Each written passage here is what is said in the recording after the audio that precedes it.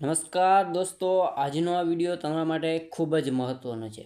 કારણ કે દોસ્તો, આજે આ વિડીયોમાં આપણે તમારામાં જે સમાસ નામનો ડર છે, બરાબર, જે ફિયર છે, એ આજે આપણે દૂર કરવાનો છે. અને દોસ્તો, સમાસ સીસીની પ્રિલિમ્સ પરીક્ષામાં તો પૂછાય જ છે, પ્લસમાં જે મેન્સ પરીક્ષા આવવાની છે એમાં પણ સમાસના 2 થી 4 માર્ક્સનું પૂછાય. એટલે સમાસ નામનો જે ટોપિક છે ગુજરાતી વ્યાકરણમાં, બરાબર, એ તમારા માટે ખૂબ જ મહત્ત્વનો અને ખૂબ જ આઈએમપી કહી શકાય એવો છે. એટલે તમારા માટે આ વિડીયો ખૂબ જ મહત્ત્વનો છે. વિડીયોમાં છેલ્લે સુધી બન્યા રહેજો. તમારે સમાસમાં 100% બેનિફિટ થશે. એટલે હજી તમે વિડીયોને લાઇક ના કરી તો ફટાફટ લાઇક કરી દો, અને જો ચેનલ પર નવા હોવ તો ચેનલને સબસ્ક્રાઈબ પણ કરી દો. તો ચાલો દોસ્તો, હવે સમાસ તરફ આગળ વળીએ. દોસ્તો, આપણે સમાસ શીખતા હોઈએ, બરાબર, તો સૌપ્રથમ આપણે એનો અર્થ જાણવો ખૂબ જ મહત્ત્વનું છે. બાય ચાન્સ ક્યારેક સમાસનો અર્થ પણ પરીક્ષામાં પૂછાઈ જાય, બરાબર, તો આપણે આવડતો ના હોય તો આપણે મુશ્કેલીમાં મુકાઈ જઈએ. એટલે સૌપ્રથમ આપણે સમાસનો અર્થ જોઈ લઈએ. દોસ્તો, સૌપ્રથમ જોઈએ સમાસનો અર્થ. તો 2 કે તેથી વધુ પદો મળીને સ્વતંત્ર નવું પદ બને તેને સમાસ કહેવામાં આવે છે. સામાન્ય રીતે વાત કરીએ દોસ્તો, તો 2 પદ મહત્ત્વના છે, બરાબર. એટલે કે સાદી ભાષામાં કહીએ તો 2 શબ્દ હોય અને ભેગા મળી અને જે નવા શબ્દનું નિર્માણ કરે એને આપણે સામાન્ય રીતે સમાસ કહી શકીએ. દાખલા તરીકે એક ઉદાહરણ આપું. માતા, આ બરાબર, આ એક શબ્દ છે. હવે બીજો પિતા. હવે તમે દોસ્તો આને બંનેને ભેગા કરી દો અને જે આખો માતા પિતા શબ્દ બન્યો, આને આપણે સામાન્ય રીતે સામાન્ય શબ્દમાં સમાસ કહી શકીએ, બરાબર. ઉદાહરણ આપ્યા છે માતા પિતા, બરાબર. એક મિનિટ, અહીં ઉદાહરણ આપેલા છે માતા પિતા નફોખોર. હવે બીજું જોઈએ દોસ્તો, કે સમાસમાં 2 કે તેથી વધારે પદો આવતા હોય ત્યારે પહેલા પદને પૂર્વપદ અને બીજા પદને ઉત્તરપદ. આપણે હમણાં જ વાત કરી દોસ્તો કે સમાસમાં 2 શબ્દ જોડાઈને નવો શબ્દ બને. એટલે કે એમાં 2 પદો હોય, એમાં જે પહેલું પદ હોય, બરાબર, એને આપણે સામાન્ય રીતે પૂર્વપદ કહીએ અને બીજા પદને ઉત્તરપદ. ન સમજાણું? કાંઈ વાંધો નહીં. માતા પિતા, બરાબર. હવે દોસ્તો આમાં 2 શબ્દ છે, એક પિતા અને એક માતા. હવે આ બાજુ જે માતા લખેલું છે, એટલે કે પ્રથમ પદ છે, આને આપણે સામાન્ય રીતે પૂર્વપદ કહેશું. હવે આ બાજુ, બરાબર, આ બાજુ જે પદ આપેલું છે એને આપણે સામાન્ય રીતે ઉત્તરપદ કહેશું, બરાબર. તો હવે સમજાઈ ગયું દોસ્તો કે સમાસમાં 2 કે તેથી વધારે પદ આવતા હોય ત્યારે પહેલા પદને પૂર્વપદ અને બીજા પદને ઉત્તરપદ કહેવામાં આવે છે. ફોર એક્ઝામ્પલ અહીં આપેલું છે માતા પિતા, બરાબર, એમાં માતા પૂર્વપદ કહેવાશે અને પિતા ઉત્તરપદ કહેવામાં આવશે. ચાલો આગળ જોઈએ. હવે દોસ્તો આગળ જોઈએ તો સમાસમાં નવા રચાયેલા પદને સામાસિક પદ અથવા સમસ્ત પદ તરીકે ઓળખવામાં આવે છે. દોસ્તો ખાસ નોંધી લેજો, ક્યાંક પરીક્ષામાં પૂછાવાની શક્યતા રહેલી છે કે સમાસમાં નવો રચાયેલો પદ, જે 2 પદ ભેગા મળી અને નવું પદ બનાવે એને સામાન્ય રીતે સામાસિક પદ અથવા સમસ્ત પદ તરીકે ઓળખવામાં આવે છે. સમાસમાં પદોને છૂટા પાડવાની ક્રિયાને સમાસનો વિગ્રહ કહેવામાં આવે છે, બરાબર. જે 2 પદ જોડાયેલા હોય એને આપણે અલગ કરીએ, નોખા કરીએ, એને સામાન્ય રીતે વિગ્રહ તરીકે ઓળખવામાં આવે છે. ફોર એક્ઝામ્પલ, દાદા અને દાદી, બરાબર. આ બંને પદ ભેગા છે, દેખાય છે, દાદા અને દાદી, 2 પદ ભેગા મળી અને સમાસનું એક પદ બન્યું દાદા દાદી. હવે એનો વિગ્રહ કર્યું, એટલે કે એને છૂટા કર્યું, બરાબર. કોના વડે છૂટા કરશું? તો કે અને વડે. જે અને વડે બંનેને છૂટા કર્યા એને સામાન્ય રીતે વિગ્રહ તરીકે ઓળખવામાં આવે છે.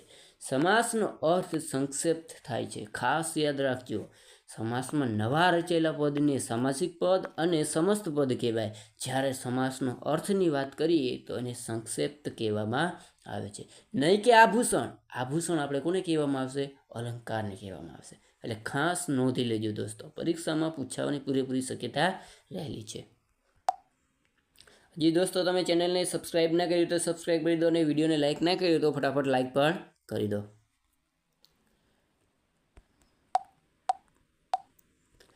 હવે જોઈએ દોસ્તો સમાસના પ્રકાર, બરાબર. આપણા માટે ખૂબ જ મહત્વનું, કારણ કે પરીક્ષામાં સમાસના પ્રકાર જ પૂછાય છે. દાખલા તરીકે ફોર એક્ઝામ્પલ વાત કરીએ તો આપ્યું હોય કે માતા પિતા સમાસ ઓળખો, બરાબર. તો નીચે જે 4 પ્રકારો આપ્યા હોય એમાંથી કોઈ પણ એક પ્રકાર આપણે સિલેક્ટ કરવાનો રહેશે, પણ એ ત્યારે જ આવડશે જ્યારે આપણે પ્રકાર વિસ્તારપૂર્વક વાંચ્યા હશે, સમજ્યા હશે ત્યારે, બરાબર. તો જોઈએ સમાસના પ્રકાર. દોસ્તો વાત કરીએ સમાસના મુખ્ય 3 પ્રકાર છે: સર્વપદ પ્રધાન સમાસ, એક પદ પ્રધાન સમાસ અને અન્ય પદ પ્રધાન સમાસ. વાત કરીએ સર્વપદ પ્રધાન સમાસ એટલે શું? સર્વપદ પ્રધાન સમાસ એટલે શું? તો ટૂંકમાં કહીએ તો સર્વપદ એટલે બંને પદનું મહત્વ સમાન હોય, બંને પદ મહત્વના હોય, બરાબર. એને સામાન્ય રીતે સર્વપદ સમાસ કહેવામાં આવે છે. એનો એક સમાસનો પ્રકાર આપ્યો છે દ્વંદ્વ સમાસ. હવે વાત કરીએ એક પદ સમાસ. એક પદ પ્રધાન સમાસ કોને કહેવામાં આવે? તો કે બંને પદોમાં એક પદ જ મહત્વનું હોય છે, બરાબર. બંને પદ મહત્વના હોતા નથી. બંનેમાંથી માત્ર એક પદ મહત્વનું હોય એની સામાન્ય રીતે એક પદ પ્રધાન સમાસ કહેવામાં આવે છે. એના સમાસ કયા છે? તો કે તત્વપુરુષ સમાસ, મધ્યમપદ લોપી, દ્વિગુ અને કર્મધારય. હવે વાત કરીએ અન્ય પદ પ્રધાન સમાસ, એટલે કે બંને પદ મહત્વના નથી હોતા, ત્રીજું કોઈ પદ મહત્વનું હોય એને સામાન્ય રીતે અન્ય પદ પ્રધાન સમાસ તરીકે ઓળખવામાં આવે છે. એના પ્રકારો જોઈએ તો ઉપપદ, બહુવ્રીહી અને અવ્યયી ભાવ, બરાબર. તો આ હતા સમાસના પ્રકાર. આમાંથી પણ બાય ચાન્સ તો ક્યારેક પરીક્ષામાં પૂછાઈ શકે કે નીચેનામાંથી કયું એક પદ પ્રધાન સમાસનું ઉદાહરણ નથી અથવા પ્રકાર નથી, બરાબર. નીચે 3 આપ્યા હોય એક પદના અને એક આપ્યું છે દ્વંદ્વ, બરાબર. તો આપણે સામાન્ય રીતે સિલેક્ટ કરવાનું રહે દ્વંદ્વ સમાસ. તો આવી રીતે પણ પરીક્ષામાં પૂછવાની પૂરેપૂરી શક્યતા રહેલી છે. ચાલો હવે એક એક પ્રકાર આપણે વિસ્તારપૂર્વક જોઈએ. પેલો જે સમાસ આપેલો છે દ્વંદ્વ સમાસ, બરાબર. એની વ્યાખ્યા જોઈએ દોસ્તો કે દ્વંદ્વ સમાસ કોને કહેવામાં આવે છે? તો કે જ્યારે બે કે તેથી વધારે પદો એક સરખા મોભાથી જોડાયેલા હોય, સમજાય છે? બે કે તેથી વધારે પદો એટલે કે બે કરતાં વધુ પદ હોય અને એક સરખા મોભાથી, એટલે કે બંને પદનું મહત્વ કેવું હોય? સમાન હોય, સરખું હોય, બરાબર. દાખલા તરીકે અહીં ઉદાહરણ આપેલું છે કે સુખ દુઃખ, બરાબર. હવે તમે સુખનું મહત્વ કહો કે દુઃખનું મહત્વ કહો, સામાન્ય રીતે મહત્વ બેયનું સરખું જ છે, બરાબર. એટલે વ્યાખ્યા તરીકે આપણે સમજવું હોય તો સામાન્ય રીતે કહી શકાય કે બંને પદનું મહત્વ સમાન હોય, એક સરખા મોભાથી જોડાયેલા હોય, એને સામાન્ય રીતે આપણે દ્વંદ્વ સમાસ તરીકે ઓળખીએ છીએ. અનજડ, સુખ દુઃખ, બરાબર. માતા પિતા અને દંપતી. હવે આનો આપણે વિગ્રહ કરવો હોય, છૂટા પાડવા હોય તો સામાન્ય રીતે અનજળનું શું કહી શકીએ? અન અને જળ, બરાબર. અન અને જળ, સુખ અને દુઃખ, માતા પિતા, માતા અને પિતા. આવી રીતે તમે અલગ અલગ વિગ્રહ કરી શક્યો. દંપતી તો પતિ પત્ની, બરાબર. એને આપણે સામાન્ય રીતે દંપતી કહીએ. તો આ બધા ઉદાહરણ આપણે દ્વંદ્વ સમાસના આપેલા છે. અને દ્વંદ્વ સમાસનો સમાસ કયા સમાસના પ્રકારમાં થાય છે? તો કે હમણાં જ આપણે વાત કરી છે કે સર્વપદ પ્રધાન એટલે ટૂંકમાં કહીએ તો પદ પ્રધાન સમાસ એટલે બંને પદનું મહત્વ સમાન હોય છે. ચાલો આગળ જોઈએ. હવે વાત કરીએ દોસ્તો આગળ તો દ્વંદ્વ સમાસના મુખ્ય પાછા પેટા 3 પ્રકાર છે. ચલો એની ચર્ચા કરીએ. દ્વંદ્વ સમાસના મુખ્ય પેટા પ્રકાર 3 છે. એક ઇતરેતર, જેને સમુચ્ચયવાચક તરીકે પણ ઓળખવામાં આવે છે. બીજું છે વૈકલ્પિક અને ત્રીજું છે સમાહાર દ્વંદ્વ સમાસ. હવે જોઈએ કે જ્યારે ઇતરેતર દ્વંદ્વ સમાસની અંદર જ ઇતરેતર સમાસ આપ્યો હોય તો એને કેવી રીતે ઓળખવું? તો એના માટે તમારે વિગ્રહ કરવો પડશે સમાસનો, એટલે કે છૂટા કરવા પડશે, અલગ કરવા પડશે.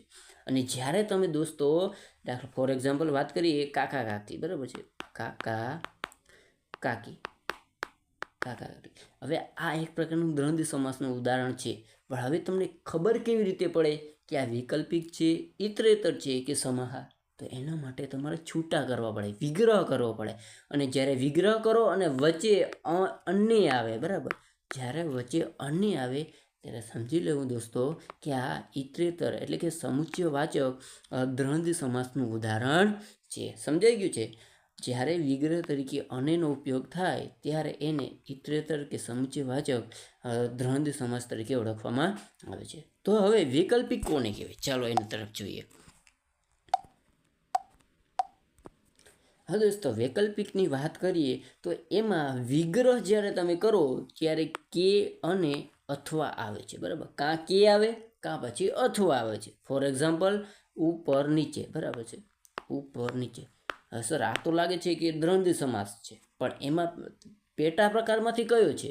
તો કરો વિગ્રહ, ઉપર અને નીચે. નહીં, ઉપર કે નીચે, બરાબર, સમજે છે? ઉપર કે નીચે, તો એક પ્રકારનો વિકલ્પ પૂછવામાં આવે, ઉપર જવું છે કે નીચે જવું છે, બરાબર. તો આમાં તમે સામાન્ય રીતે કે દ્વારા વિગ્રહ કરી શકો, છૂટા પાડી શકો છો.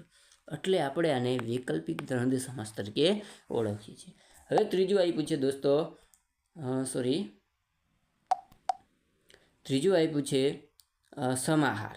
સમજે છે? ત્રીજો પ્રકાર છે સમાહાર. કોનો પ્રકાર છે? તો કે દ્વંદ્વ સમાસનો. દ્વંદ્વ સમાસનો ત્રીજો પ્રકાર છે સમાહાર. સમાહાર કોને કહેવાય? તો કે જ્યારે દ્વંદ્વ સમાસનું ઉદાહરણ આપ્યું હોય, બરાબર, અને એનું તમે જ્યારે વિગ્રહ કરો, અને વિગ્રહ વગેરે દ્વારા તમે જ્યારે કરો છો, ત્યારે એને આપણે સામાન્ય રીતે સમાહાર દ્વંદ્વ સમાસ તરીકે ઓળખીએ છીએ. ફોર એક્ઝામ્પલ, મોજ મજા. સમજે છે? મોજ મજા, વાત કરીએ મોજ મજાક વગેરે કરશું. સમજે છે? આનું સમાહારનું ઉદાહરણ કહેવાય, કારણ કે આપણે વગેરે દ્વારા એનો વિગ્રહ કર્યો છે. જ્યારે વગેરે દ્વારા વિગ્રહ કરીએ ત્યારે સમાહાર દ્વંદ્વ સમાસ કહેવાય, અને જ્યારે કે અથવાથી વિગ્રહ કરીએ ત્યારે વૈકલ્પિક દ્વંદ્વ સમાસ કહેવાય. જ્યારે અને દ્વારા વિગ્રહ કરીએ ત્યારે એને ઇતરેતર અથવા સંચયવાચક દ્વંદ્વ સમાસ તરીકે ઓળખવામાં આવે છે. આશા રાખું છું કે તમને સમજાણું હશે, બરાબર. જો સમજાણું હોય અને મજા આવી હોય તો વિડીયોને લાઇક કરી દો અને ચેનલને સબસ્ક્રાઈબ પણ કરી દો. ચાલો આગળ જોઈએ. હવે દોસ્તો આવ્યું છે બીજો એક સરસ મજાનો પ્રકાર, દ્વિગુ સમાસ. સર્વપ્રથમ આપણે જોઈએ કે દ્વિગુ સમાસ કોને કહેવાય. તો પૂર્વપદ કેવું હોય? સંખ્યાવાચક, 1 2 3 4 5, એટલે કે ટૂંકમાં સંખ્યાવાચક હોય. અને ઉત્તરપદ એટલે કે બીજું જે પદ છે એ સમૂહનો ભાવ દર્શાવતું હોય. સમજે છે? પૂર્વપદ, દાખલા તરીકે નવરાત્રિ. હાલો ને એક્ઝામ્પલ જોઈ લઈએ. નવરાત્રિ, બરાબર. હવે અહીં જે તમને નવરાત્રિ લખેલું છે ને, આને શું કહેવાય છે? તો કે પૂર્વપદ કહેવાશે. હવે આને ઉત્તરપદ. સમજે? હવે જ્યારે પૂર્વપદ સંખ્યા આવે, દેખાય છે સંખ્યા, નવ સંખ્યા, અને ઉત્તરપદ સમૂહનો ભાવ દર્શાવે, રાત્રિ, એટલે કે નવરાત્રિનો સમૂહ, બરાબર છે. આવું તમે વિગ્રહ કરી શકો. જ્યારે આવું વિગ્રહ થતો હોય ત્યારે એને સામાન્ય રીતે આપણે દ્વિગુ સમાસ કહીએ છીએ. ટૂંકમાં યાદ રાખવું હોય તો પૂર્વપદ આપણે સંખ્યાવાચક હોય, એટલે કે ક્રમ હોય, બરાબર, 2 3 4 5, અને ઉત્તરપદ સમૂહનો ભાવ દર્શાવતો હોય ત્યારે આપણે એને સામાન્ય રીતે દ્વિગુ સમાસ તરીકે ઓળખીએ. ફોર એક્ઝામ્પલ, પખવાડિયું, 15 દિવસનો સમય, બરાબર, 15 દિવસનો સમૂહ, જેને આપણે પખવાડિયું કહીએ. ત્રિકોણ, 3 ખૂણાઓ, બરાબર, 3 કોણનો સમૂહ, જેને આપણે દ્વિગુ સમાસનું ઉદાહરણ કહી શકીએ. ત્રિ એટલે 3 થયા, બરાબર છે, અને કોણ એટલે ખૂણા અથવા કોણ, એટલે 3 કોણનો સમૂહ. પખવાડિયું એટલે 15 દિવસનો સમૂહ, અને નવરાત્રિનો સમૂહ, બરાબર. આવી રીતે તમે વિગ્રહ કરી અને સરળતાથી તમે દ્વિગુ સમાસને ઓળખી શકો. અને એમ પણ યાદ રાખી શકો છો કે જ્યારે પ્રથમ પદ એટલે કે પૂર્વપદ સંખ્યાવાચક હોય અને ઉત્તરપદ સમૂહનો ભાવ દર્શાવતું હોય, એટલે સામાન્ય રીતે એને આપણે દ્વિગુ સમાસ તરીકે ઓળખીએ છીએ. ચાલો આગળ જોઈએ. હવે આપેલું છે દ્વિગુ સમાસના વધારે ઉદાહરણ, કે ચોઘડિયું, બરાબર, ખટરસ ને સપ્તાહ. સમજે છે? આ બધા જ આપણે પ્રથમ પદ એટલે કે પૂર્વપદની વાત કરીએ તો એ બધા સંખ્યા દર્શાવે છે, અને પાછળના જે રસ ને, બરાબર, એ બધા સપ્તાહ ને, બરાબર, એ બધા જ આપણે વાત કરીએ તો એક પ્રકારનો સમૂહનો ભાવ દર્શાવે છે. એટલે આપણે સામાન્ય રીતે એને દ્વિગુ સમાસ ગણાવી શકીએ. પણ અહીં જોજો, કાંઈ અહીંયા અપવાદ આપેલા છે કે નવજીવન. સમજે છે? પ્રથમ પદ તમને અહીં સંખ્યા આપેલું છે, પણ પાછળનું પદ દોસ્તો તમને સમૂહનો ભાવ નથી દર્શાવતું, એટલે તમે એને દ્વિગુ સમાસ ન કહી શકો. સમજે છે? નવજીવન એવું કંઈ સાંભળ્યું છે કે નવજીવનનો સમૂહ છે? અશક્ય ઘટના છે, ક્યારે આપણે ન કહી શકીએ. નવ ભારત જોવા મળ્યા છે ક્યારે? ન કહી શકીએ. એટલે આને આપણે દ્વિગુ સમાસ ન ઓળખી શકીએ. દ્વિગુ સમાસની કન્ડિશન આપણે ખાસ યાદ રાખવી પડે કે પ્રથમ પદ સંખ્યાવાચક હોય અને બીજું પદ એટલે કે ઉત્તરપદ સમૂહનો ભાવ દર્શાવતું હોય ત્યારે જ આપણે એને દ્વિગુ સમાસ કહી શકીએ. ચાલો આગળ જોઈએ.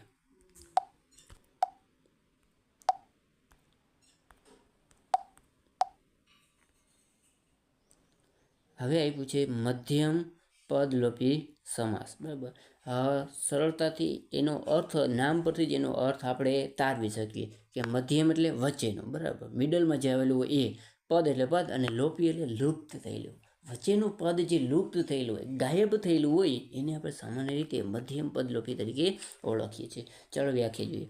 પૂર્વપદ અને ઉત્તરપદ વચ્ચે મધ્યમ પદ લોપ પામેલું હોય તેને મધ્યમ પદ લોપી સમાસ કહેવામાં આવે છે. એનું સમજાણું ઉદાહરણ જોઈએ. ઘોડા પછી ગાડી. સમજાય? હવે આ ગાડી ઉત્તરપદ છે અને ઘોડા પૂર્વપદ છે. ઉત્તરપદ અને પૂર્વપદ અને ઉત્તરપદ વચ્ચે મધ્યમ જે પદ છે એ લોપ થયેલું હોય, ગાયબ થયેલું હોય, દર્શાવેલું ના હોય, પણ જ્યારે વિગ્રહ કરીએ ત્યારે એને આપણે ગોતી કાઢીએ છીએ. બરાબર, તો ત્યારે એની સામાન્ય રીતે આપણે મધ્યમ પદલોપી સમાસ તરીકે ઓળખીએ છીએ. જોઈ લઈએ. પૂર્વપદ અને ઉત્તરપદ વચ્ચે મધ્યમ પદ લોપ પામેલું હોય, એટલે કે વચ્ચેનો શબ્દ લોપ થયેલો હોય, ગુપ્ત થયેલો હોય, ગાયબ થયેલો હોય, એને આપણે સામાન્ય રીતે મધ્યમ પદ લોપી સમાસ કહીએ. જ્યારે વિગ્રહ કરીએ ત્યારે મધ્યમ પદ ઉમેરવું પડે છે. બરાબર, જ્યારે તમે એનો વિગ્રહ કરવા જાઓ ત્યારે તમારે ગમે ત્યાંથી એનું પદ ગોતી અને ઉમેરવું પડે છે. ફોર એક્ઝામ્પલ, ઘોડા ગાડી. આ જે ઘોડો છે એને આપણે પૂર્વપદ કહેશું અને ગાડી છે એને ઉત્તરપદ કહેશું, અને વચ્ચે જે પદ ઉમેરવામાં આવે એને સામાન્ય રીતે મધ્યમ પદલોપી કહેવામાં આવે છે. ઘોડા વડે ચાલતી ગાડી. બરાબર, તો જો વડે ચાલતી એ આપણે ઉમેર્યું છે એટલે કે લુપ્ત થયેલું હતું. તો આમ જ્યારે વિગ્રહ કરી અને વચ્ચેનું પદ ઉમેર્યું છું ત્યારે એને સામાન્ય રીતે મધ્યમ પદલોપી સમાસ કહેવામાં આવે છે. સિંહાસન. બરાબર, સિંહની આકૃતિવાળું આસન. ઊંટ લારી. ઊંટ વડે ચાલતી લારી. તો જોઈ શકો છો કે આમાં વચ્ચેનું પદ, જે મધ્યમ આવેલું પદ લુપ્ત થયેલું છે, ગાયબ થયેલું છે, પણ જ્યારે વિગ્રહ કરીએ ત્યારે આપણે એને ઉમેરીએ છીએ. હવે આવેલું છે કર્મધારય સમાસ. જે સમાસના બે પદો વચ્ચે વિશેષણ અને વિશેષ્ય અથવા ઉપમાન અને ઉપમેયનો સંબંધ હોય તેને સામાન્ય રીતે આપણે કર્મધારી સમાસ તરીકે ઓળખવામાં આવે છે. બરાબર, બે પદ આપેલા હોય છે, એમાંથી એક પદ એટલે કે પૂર્વપદ વિશેષણ હોય અથવા વિશેષ્ય હોય, જ્યારે ઉત્તરપદ વિશેષણ હોય અથવા વિશેષ્ય હોય. ટૂંકમાં વિશેષણ અને વિશેષ્યનો સંબંધ રહેલો હોય એને આપણે કર્મધારી સમાસ તરીકે ઓળખવામાં આવે છે. અને ઉપમાન અને ઉપમેયનો પણ ક્યારેક સંબંધ રહેલો હોય છે, જે તમે અલંકારમાં ક્યારેક જોયું હશે. બરાબર, ઉપમાન કોને કહેવાય અને ઉપમેય કોને કહેવાય એની વ્યાખ્યા તમે અલંકારમાં જોઈ હશે. તો ઉદાહરણ જોઈએ. વિશેષણ અને વિશેષ્યવાળા ઉદાહરણ આપ્યા છે કે પરમ મિત્ર. બરાબર, હવે જુઓ, મિત્ર શું છે? એક પ્રકારનું વિશેષ્ય છે, પણ પરમ એટલે શ્રેષ્ઠ કહેવાય, ખૂબ જ સારો કહેવાય. બરાબર, તો વિશેષણ અને વિશેષ્યનો સંબંધ અહીં રહેલો છે. તો આવી રીતે તમે વિગ્રહ કરી અને કર્મધારી સમાસને ઓળખી શકો છો. બીજું ઉદાહરણ આપ્યું છે પરમેશ્વર. બરાબર, પરમેશ્વર અહીં ઉદાહરણ આપ્યું છે.